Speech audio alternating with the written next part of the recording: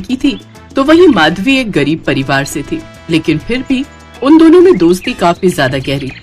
आज Valentine day था। वाह माधवी, तुम इस ड्रेस में कमाल के लग रही हो। और तुम भी निशा। Thank you. तो तुम दोनों भाइयों ने आखिर हम दोनों बहनों को फंसा ही लिया। हाँ अच्छा जी, हमने तुम्हें फंसा लिया या तुमने हमें फंसा लिया? हाँ, हम हैं भी तो इतने हैंडसम, क्या करें? अरे जाओ जाओ अपने मुंह मियां मिट्टू, तुम लड़के तो बस हमेशा अपनी तारीफ करते रहते हो। अच्छा ये बताओ, तुम दोनों शादी कब कर रही हो हमसे? विवेक, मैं एक गरीब परिवार से हूँ। निशा की गरीब सहेली बनने के ताने मुझे हमेशा लोगों से सुनने पड़ते हैं। अब तुमसे भी मैं शादी कर लूंगी तो लोग तो ना जाने मुझे कैसे कैसे ताने देंगे। ओए, तू ना लोगों की चिंता मत कर, और तेरे माँ बाबा को मैं मना लूंगी। अरे यार सोचना, हम दोनों एक ही घर में रहेंगे, हम चारों खूब मस्ती करेंगे, घूमेंगे फिरेंगे, खूब धमाल करेंगे, बड़ा मजा आएगा। कुछ दिनों बाद उनके सब परिवार वाले एक दूसरे से मिलते हैं, फिर सबकी रजामंदी से उनकी शादी हो जाती है। दोनों सहेलियां देवरानी जेठानी बनकर एक ससुराल में आ जाती हैं। शादी के 4 महीने बाद दोनों सहेलियां खुशी से रहती थी, साथ में अपनी सास का भी खूब ख्याल रखती थी और एक दूसरे से हर बात शेयर करती। उनके पति अपना बिजनेस चलाते थे। धीरे धीरे दोनों भाइयों में काम को लेकर अनबन होने लगी। ये तुम क्या करने वाले थे अर्जुन? आज हमारे हाथ से इतनी बड़ी डील चली जाती तो हमारी कंपनी पूरी तरह बर्बाद हो जाती। कुछ भी मत बोलिए भैया, मैंने बहुत सोच समझकर ये प्लान तैयार किया था और ये हमारी कंपनी के लिए एकदम परफेक्ट था। आपकी वजह से आज इतना बड़ा प्रोजेक्ट रुक गया। ऐसा कुछ नहीं है अर्जुन, कंपनी का प्रॉफिट और लॉस मुझे भी समझ में आता है और तेरा आइडिया बिल्कुल बकवास था। ऐसे तो हमारी कंपनी डूबी जाती, इसलिए मुझे अपना आइडिया सामने रखना पड़ा।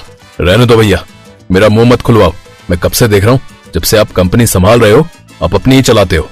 आप मुझे कभी आगे आने ही नहीं देते, चाहे फिर वो घर के फैसले लेने की बात हो या कंपनी की। लेकिन बस अब और नहीं, अब मुझे बंटवारा चाहिए। ये तू क्या बोल रहा है अर्जुन? कुछ भी मत बोल। कुछ नहीं, मैंने एक बार कह दिया ना बंटवारा चाहिए तो मतलब चाहिए। दोनों के गुस्से से लाल मुंह देख उनकी माँ जानकी उनसे इसकी वजह पूछती है। क्या हुआ तुम्हें? तुम दोनों का मुंह क्यों फुला हुआ है? माँ, हम दोनों भाइयों को बंटवारा चाहिए। क्या तुम दोनों को बंटवारा चाहिए?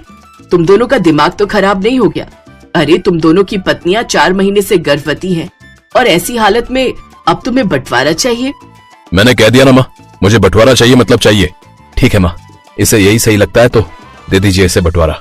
अब से ये दोनों ऊपर के फ्लोर पर रहेंगे और हम नीचे के फ्लोर पर, और आप हमारे साथ ही रहेंगी नीचे, क्योंकि आप बार बार सीढ़ियां चढ़ उतर नहीं सकती। हाँ माँ जी, आपको जो भी खाना होगा मुझे बता देना, मैं बना दूंगी। और मैं पेट से हूँ तो आप मुझे कैसे ध्यान रखना है, क्या खाना है ये भी बता देना। हाँ तो क्या हो गया, गर्भवती तो मैं भी हूँ, माँ जी की जरूरत तो मुझे भी है। और माँ जी आप मेरे साथ ऊपर वाले फ्लोर पर रहेंगी ना, तो मैं मसाजर से आपके घुटनों और पैरों की मसाज भी कर दूंगी। लेकिन आपकी इस गरीब बहू के पास तो कुछ भी नहीं है।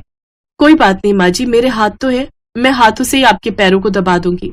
अरे बस करो तुम दोनों, इन दोनों भाइयों ने बंटवारा क्या किया, तुम दोनों बेस्ट फ्रेंड्स बनी फिरती थी, अब तुम दोनों भी शुरू हो गई। ठीक है, लगता है तुम सब यही चाहते हो तो फिर ठीक है। अब से अमीर वाली बहू यानी निशा ऊपर रहेगी और गरीब वाली जेठानी नीचे। उन दोनों के इस झगड़े में सास खुद ही पिस जाती हैं। एक रोज, माँ जी ये लीजिए चाय। इतनी काली चाय बहू?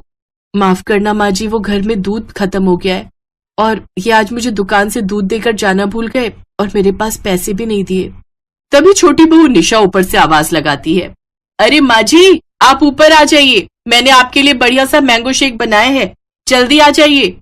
बहू ये चाय पीने की इच्छा नहीं हो रही, मैं थोड़ी देर छोटी बहू का हालचाल पूछ कर आती हूँ। माधवी जानती थी कि उसकी सास ऊपर क्यों गई है।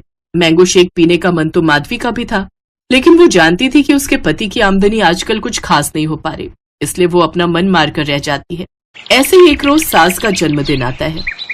सुनिए, कल माँ जी का जन्मदिन है तो मैं सोच रही थी कि क्यों ना हम उनकी पसंद का कुछ खाना बनाएं, उन्हें अच्छा लगेगा। मेरे पास कुछ पैसे रखे हैं, मैं उन्हीं से माँ जी के लिए कुछ पकवान बना दूंगी। अब ठीक है माधवी, लेकिन तुम इस हालत में इतना कुछ कैसे बनाओगी? कोई बात नहीं जी, मैं कर लूंगी, आप बस मुझे थोड़ा सामान ला कर दे देना। ऊपर अमीर देवरानी भी सास के जन्मदिन की तैयारी कर रही होती है। अगले दिन निशा कमरे को अच्छे से डेकोरेट कर देती है और बाहर से खाना और केक ऑर्डर कर देती है। तो वहीं गरीब बहू सास की पसंद का खाना जैसे छोले, आलू, पूड़ी, रायता बना लेती है और मीठे में हलवा बनाकर तैयार कर लेती है। फिर बड़ी बहू और बेटा अपनी माँ का आशीर्वाद लेकर उन्हें जन्मदिन की बधाई देते हैं। आपको जन्मदिन की ढेरों बधाई हो माँ। जन्मदिन मुबारक हो माँ जी। बहुत बहुत शुक्रिया बच्चों, सदा खुश रहो। ऊपर से अमीर बहू ये सब देखकर चल रही होती है। फिर अर्जुन को वो अपनी माँ को लाने नीचे भेज देती है। माँ, हम भी आपका जन्मदिन मनाना चाहते हैं। मैं और निशा कब से आपके आने की राह देख रहे थे। निशा ने आपके लिए केक और बाहर से खाने का ऑर्डर किया है।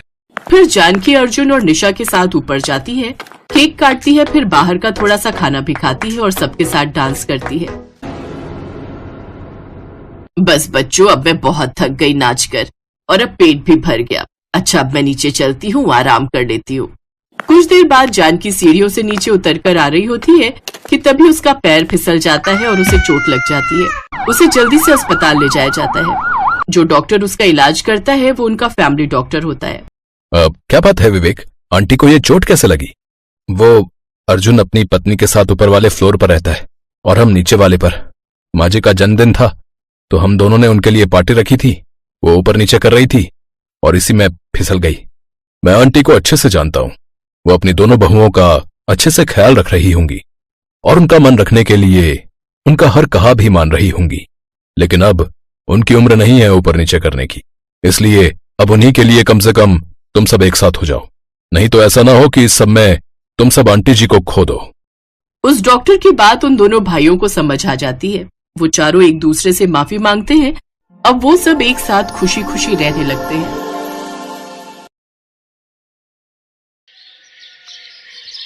सलोनी एक अमीर घर की लड़की थी। रोहित और उसकी लव मैरिज थी। रोहित की फैमिली ठीक ठाक थी। रोहित के पापा रमेश कुमार एक बार काफी बीमार पड़ गए। उसके बाद से रोहित ने अपने पापा को काम करने के लिए मना कर दिया और छोटा भाई अभी पढ़ाई कर रहा था, इसलिए घर में कमाने वाला रोहित ही था। रोहित, ये क्या? तुमने मुझे सिर्फ 500 रुपए पकड़ाए हैं। तुम्हें पता भी है ब्यूटी पार्लर का खर्चा कितना है? कम से कम भी लगाओ तो 10,000 मुझे चाहिए। सलोनी, 10,000? कैसी बातें कर रही हो? 1,000-2,000 की बात और है, वो भी मैं तुम्हें बड़ी मुश्किल से निकाल कर दूंगा। पर 10,000 रुपए तुम सिर्फ पार्लर में खर्च कर दोगी तो मुझे तो बाकी घर का खर्चा भी देखना है ना। काश मैंने पापा की बात मान ली होती और तुमसे शादी न की होती, तो आज मैं अनमोल के साथ कितनी अच्छी लाइफ बिता रही होती।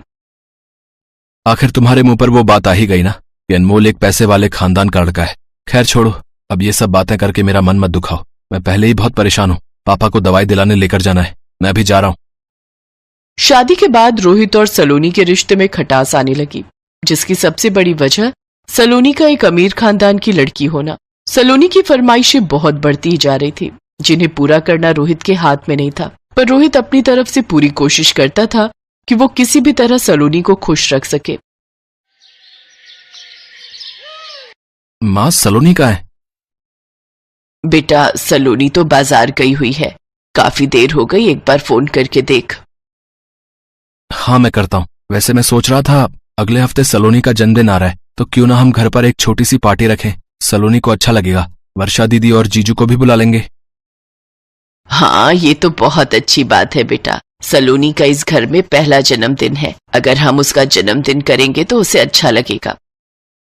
रोहित बेटा, एक काम कर, मेरे जो मित्र हैं उनका केटरिंग का काम है। वो घर में पार्टी की अच्छी व्यवस्था कर देंगे। मैं उन्हें फोन मिला देता हूँ। तभी सलोनी आ जाती है।